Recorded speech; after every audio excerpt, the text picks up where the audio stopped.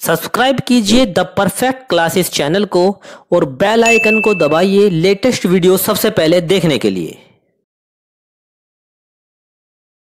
सभी का आपके चैनल द परफेक्ट क्लासेस में स्वागत है। शिक्षा निदेशालय राष्ट्रीय राजधानी क्षेत्र दिल्ली की वर्कशीट नंबर 15 डिस्कस कर रहे हैं बच्चों। क्लास 6 की वर्कशीट है, विषय हिंदी है।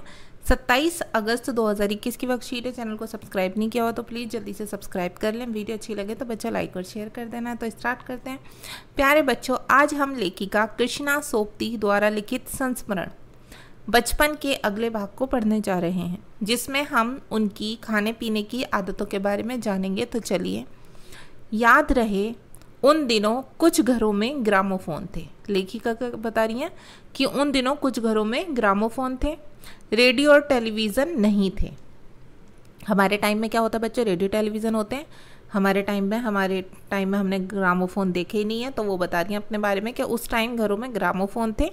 हमारे बचपन की कुल्फ़ी आइसक्रीम हो गई है। पहले टाइम में कुल्फ़ी खाया करती थी वो, जो अब बच्चे आइसक्रीम खाते हैं। कचौड़ी समोसा पेटीज़ में बदल गया है। ठीक है, कचौड़ी समोसा तो अब भी खा लेते हैं, लेकिन मोस्टली बच्चे पेटीज़ खाने लगे।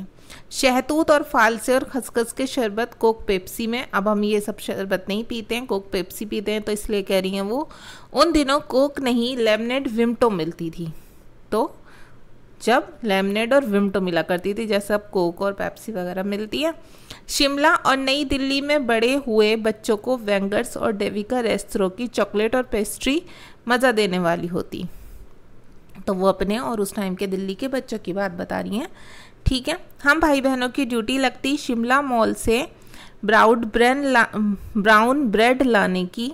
हमारा घर मॉल से ज़्यादा दूर नहीं था। एक छोटी सी चढ़ाई और गिरजा मैदान पहुंच जाते।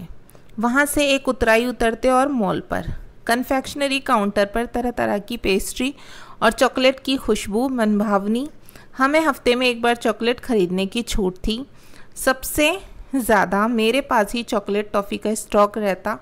मैं चॉकलेट लेकर खड़े खड़े कभी ना खाती, घर लौटकर साइड बोर्ड पर रख देती और रात के खाने के बाद बिस्तर में लेटकर मज़ा ले खाती। तो वो क्या बता रही हैं कि उनके घर से ज़्यादा दूर नहीं था। वो और उनके बहन भाई ब्राउन ब्रेड लेने जाते थे। बस एक गिरजा मैदान पहुंच जाते थे। वो छोटी सी चढ़ाई उन्हें पार करनी पड़ती थी और एक कन्फेक्शनरी काउंटर की दुकान थी, जहाँ पर उन्हें चॉकलेट की पेस्ट्री की खुशबू आती रहती थी और उनका मन उसकी तरफ चला जाता था। हफ्ते में उन्हें एक बार चॉकलेट खरीदने की छूट थी, तो वो एक बार चॉकलेट खरीदती थी, लेकिन वो कभी भी उसे खड़े खड़े नहीं खाती थी। साइड बोर्ड पर रख देती थी लाकर और फिर रात को बिस्तर पर लेट कर खाती थी मज़े लेकर। तो अब प्रश्न नंबर 1 देखेंगे बच्चों। लेखिका किस शहर की रहने वाली हैं? इसका आंसर देखेंगे। क्वेश्चन नंबर 2 है, लेखिका के अनुसार बचपन के दिनों में कुछ घरों का क्या होता था? कुछ घरों में टेलीफोन होता था, रेडियो या फिर टेलीविज़न, फ्रिज, ग्रामोफोन। हमें ये बताना है। ऊपर गद्यांश में आए सभी अंग्रेजी शब्द को छांटकर लिखना है। लेखिका शिमला मॉल पर क्या करने जाती थी, ये बताना है। अपनी चॉकलेट लेखिका कब और कैसे खाती थी, ये भी बताना है। और हमें प्रश्न नंबर 6 भी बताना है कि इसमें क्या क्या फिल इन द ब्लैंक्स में क्या क्या फिल करेंगे, और एक गतिविधि भी करके बतानी है कि आपने कौन कौन सी चॉकलेट सबसे अधिक पसंद है आपको और आप उन्हें कब कब कैसे कैसे खाते हैं। तो आइए करते हैं, हम ये सब काम करेंगे अब जल्दी से। प्रश्न नंबर 1 का आंसर हम लिख देंगे। लेखिका शिमला शहर की रहने वाली थी। प्रश्न हमसे पूछा था लेखिका किस शहर की रहने वाली थी, हमने उत्तर लिख दिया लेखिका शिमला शहर की रहने वाली थी। प्रश्न नंबर 2 में लेखिका के अनुसार बचपन के दिनों में कुछ घरों में क्या होता था, तो हम बता देंगे ग्रामोफोन।